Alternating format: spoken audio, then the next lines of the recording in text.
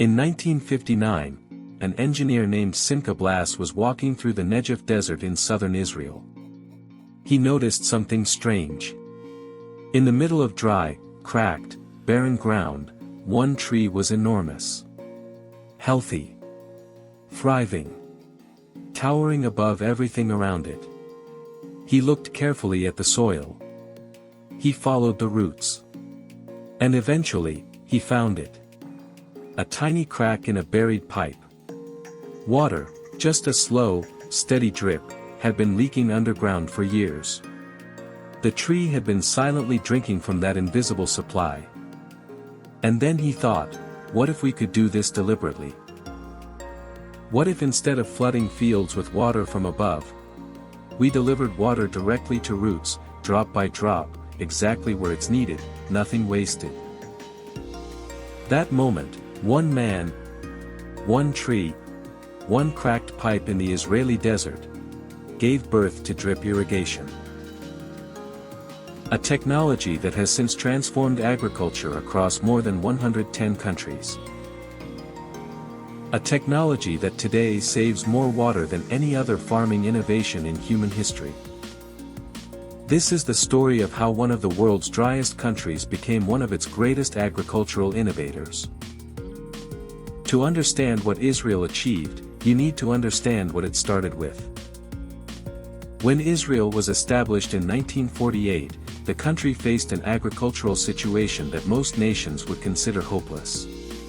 Approximately 60% of the total land area was desert or semi-arid. The north had some rainfall. The south had almost none. The primary water source, the Sea of Galilee, was the only significant freshwater body in the entire country. The population was growing rapidly. The newly established nation needed to feed itself.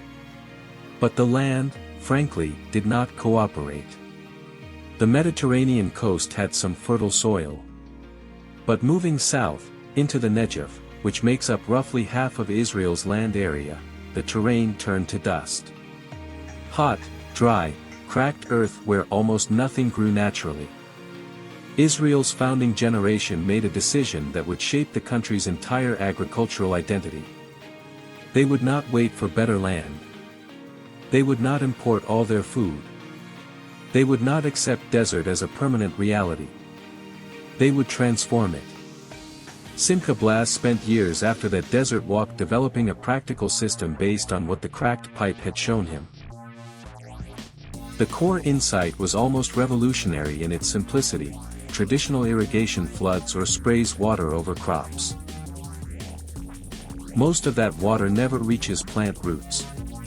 It evaporates in the sun. It runs off the surface.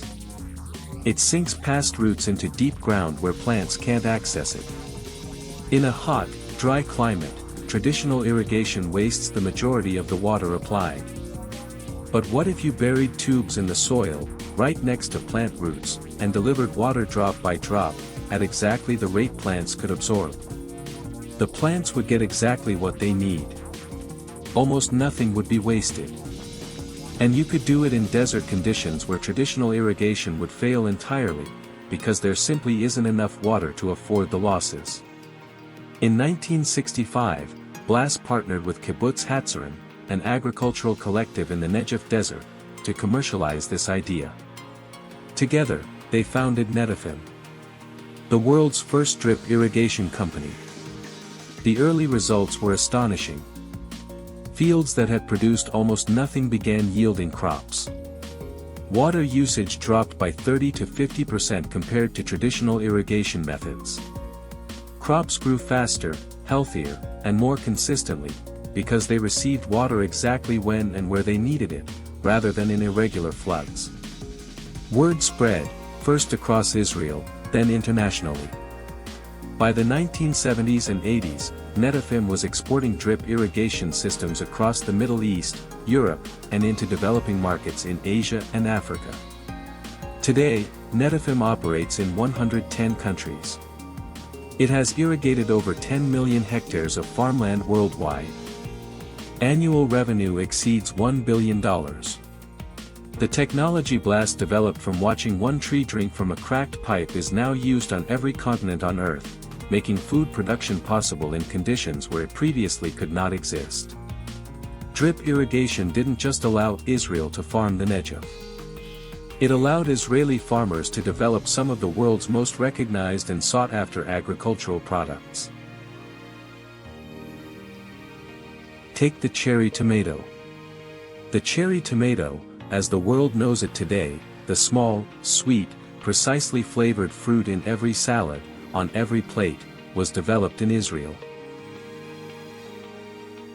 Agricultural scientists at the Hebrew University of Jerusalem spent years in the 1970s selectively breeding tomatoes for a combination of sweetness, shelf life, and small size that made them perfect for export. Israel now exports cherry tomatoes across Europe and beyond, commanding premium prices that traditional large tomatoes cannot achieve. The global cherry tomato market is valued at billions of dollars annually, and the variety that dominates it was born from Israeli agricultural research. The same story repeats across multiple crops. Israel's agricultural research institutions developed pepper varieties now grown worldwide. Disease-resistant cucumber breeds used by European greenhouse farmers. Advanced drip-irrigated citrus groves that produce some of the most flavorful fruit in the Mediterranean. None of this happened in conditions of natural advantage. It happened because constraints force creativity. When you don't have enough water, you invent better ways to use water. When you don't have fertile soil, you study soil science until you understand how to work with what you have. Israel's agricultural sector, worth approximately $3.5 billion annually, exports to over 60 countries. From desert land, using technology born from a cracked pipe. Drip irrigation was not the only revolution. Israel faced a water scarcity problem so severe that innovation wasn't optional, it was survival. The country developed the world's most advanced wastewater recycling system. Today, Israel recycles approximately 90% of all municipal wastewater for agricultural use. To put that in context, Spain, the second-ranked country, recycles about 25%. Most developed countries recycle less than 10%. How? Through a network of water treatment plants, constructed wetlands, and managed aquifer recharge systems that clean wastewater to a standard safe for crop irrigation. Treated water is then distributed through dedicated purple pipe networks directly to farms. This recycled water now supplies about 50% of all water used in Israeli agriculture. Freshwater from the Sea of Galilee and groundwater aquifers, which were becoming increasingly depleted in the 1990s, has partially recovered because so much agricultural demand has shifted to recycled sources. And then there's desalination. Israel operates 5 large-scale seawater desalination plants along its Mediterranean coastline. Together, they produce over 600 million cubic meters of fresh water annually,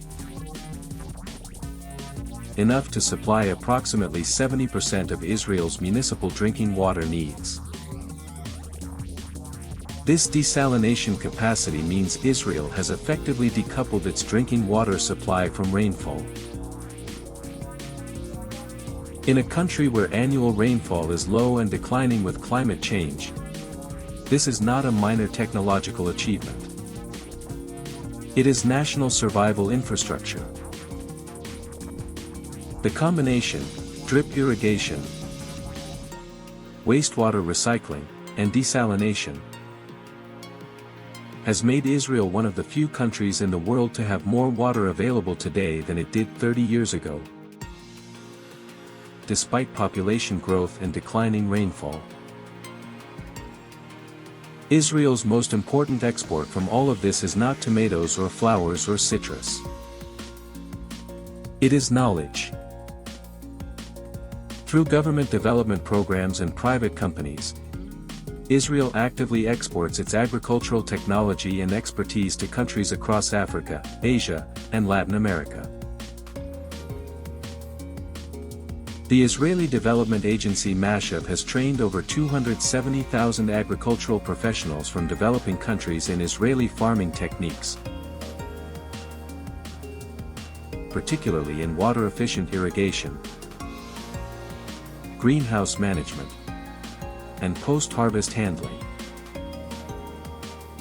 In sub-Saharan Africa, where agricultural water waste is extreme and food insecurity is severe, Israeli drip irrigation has transformed smallholder farms in Kenya, Ethiopia, Senegal, and Rwanda. Farmers growing vegetables with traditional flood irrigation might use 10 times the water of a farmer using Israeli-designed drip systems, often without significantly better yields. In India, which faces one of the world's most serious water scarcity challenges, Israeli companies have partnered with state governments on large-scale drip irrigation rollouts, bringing the technology to millions of small farms that could never have accessed it otherwise. In Jordan, one of the world's most water-stressed countries and a neighbor to Israel, the two governments cooperate on water technology research despite political tensions, because when survival is at stake, expertise matters more than politics. The Israeli model has influenced agricultural policy in dozens of countries. The core lesson it demonstrates, that water scarcity can be overcome through technology, precision, and recycling, is one of the most critically important messages for global food security in the 21st century. Think about where this story began. A man walking through a desert. A dying tree that wasn't dying. A cracked pipe. A slow drip. From that accidental observation, one country built an agricultural system that made the desert bloom with food. Invented the world's dominant irrigation technology. Recycles 90% of its wastewater, more than any country on Earth. Developed crop varieties now eaten by billions of people globally. Trained over 270,000 farmers from developing nations in water-efficient methods. Israel didn't have good land. It didn't have abundant water. It didn't have any of the natural gifts that countries like Brazil, America, or India rely on for agricultural output. What it had was the pressure of scarcity, and the refusal to accept that scarcity as permanent. In a world where climate change is reducing rainfall across massive agricultural regions, where aquifers are being depleted faster than they can refill, where water wars are increasingly a real geopolitical concern, Israel's approach to water in agriculture is not an interesting case study. It is a blueprint. A cracked pipe in the Negev Desert in 1959 gave us the technology the world's farms will rely on through the 21st century. That is what happens when constraint meets genius.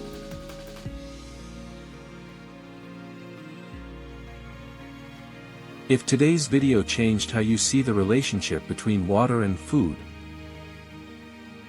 that's exactly why this channel exists. Subscribe to AgriWorld Docs. We cover the farming stories that change how you see the world. New video every Sunday and Wednesday. Subscribe, hit the bell,